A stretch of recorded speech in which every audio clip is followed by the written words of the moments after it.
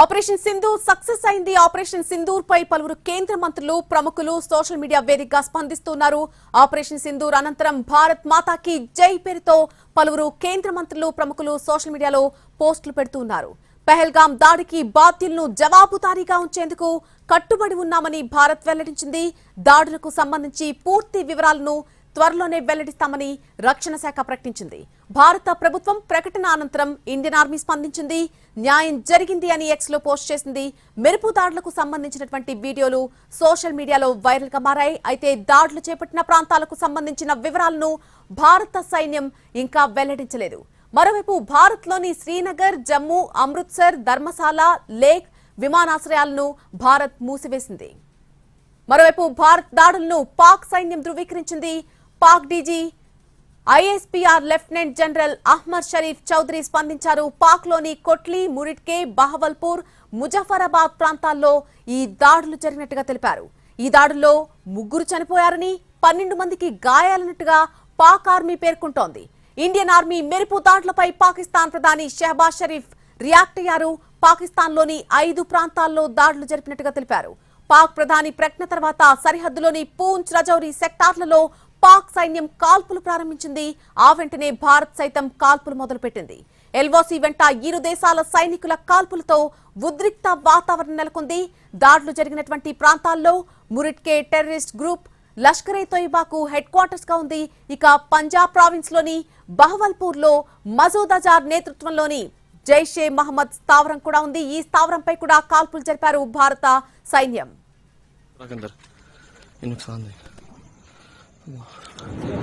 భారత్ చేసినటువంటి ఈ దాడులతో పాకిస్తాన్ అలర్ట్ అయింది.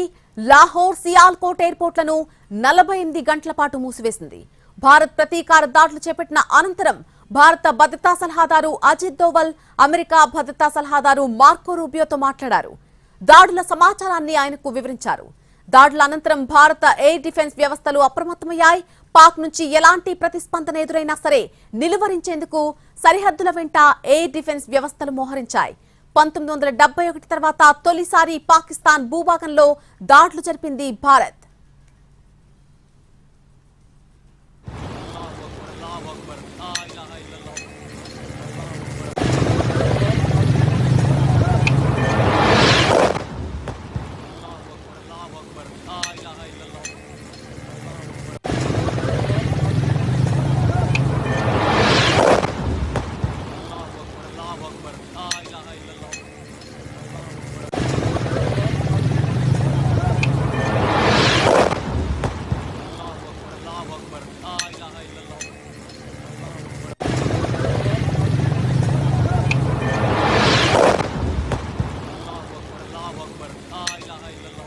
పాక్ ఉగ్రస్థావరాలపై భారత్ చేపట్టిన ఈ దాడులపై అమెరికా అధ్యక్షుడు ట్రంప్ స్పందించారు. ఇండియా పాక్ పరిస్థితి దారుణంగా ఉందన్నారు ట్రంప్.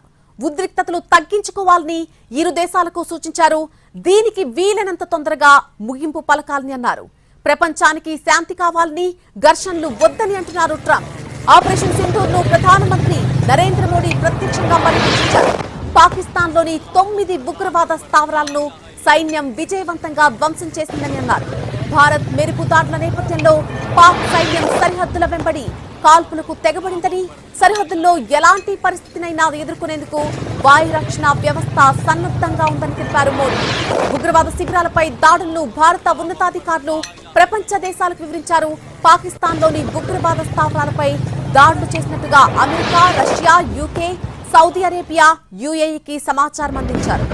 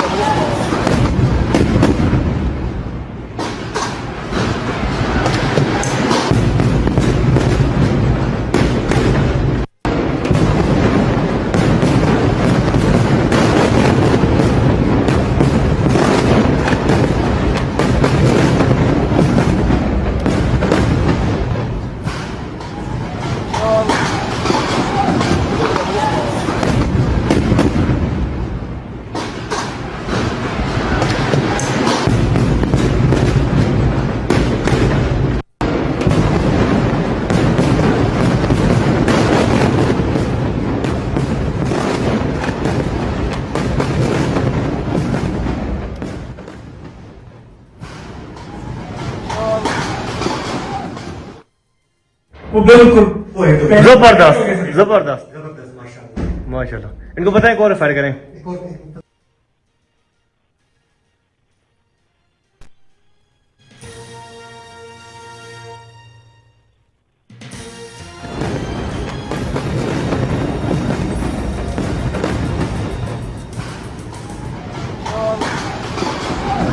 इनको बताएं कौन फायर करें।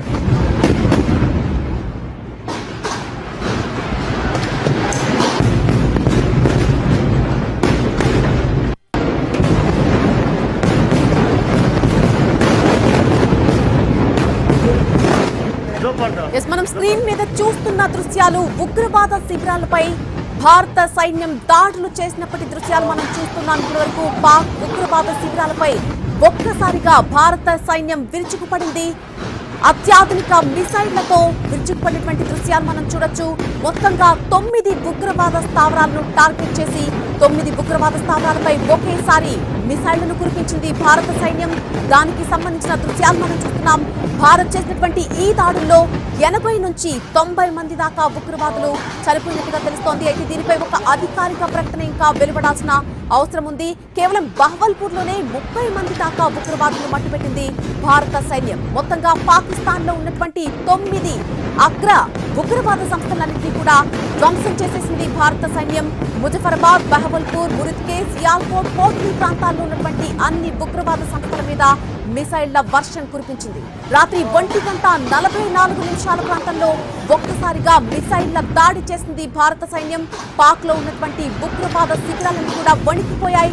మనం స్క్రీన్ మీద చూడొచ్చు. అక్కడ ఉగ్రవాద శిబిరంపై ఒకవైపు దాడులు జరుగుతున్నప్పుడు అక్కడ ఉన్నటువంటి ఉగ్రవాదులు పరుగులు తీస్తున్నటువంటి దృశ్యాలు మనకు కనిపిస్తూ ఉన్నాయి. స్క్రీన్ మీద చాలా క్లియర్ గా మనం చూడొచ్చు. పాక్ ఉగ్రవాద శిబిరం దగ్గర ఉన్నటువంటి పరిస్థితి. ఒకవైపు దాడులు జరుగుతున్నాయి. మిసైళ్లతో దాడులు చేస్తున్నటువంటి సందర్భంలో వారు తమ ప్రాణాలను కాపాడుకోవడానికి అక్కడి నుంచి పరుగులు తీస్తున్నటువంటి దృశ్యాలు మనకు కనిపిస్తున్నాయి. ఎటకెలకు ఆపరేషన్ సింధూర్ సక్సెస్ఫుల్ అయింది. భారత్ చేసినటువంటి ఈ దాడులతో పాకిస్తాన్ కు తీవ్ర నష్టం వాటిల్లింది. దాదాపుగా 80 నుంచి 90 మంది దాకా పాక్ టెర్రరిస్టులు ఈ దాడుల్లో చనిపోయారు.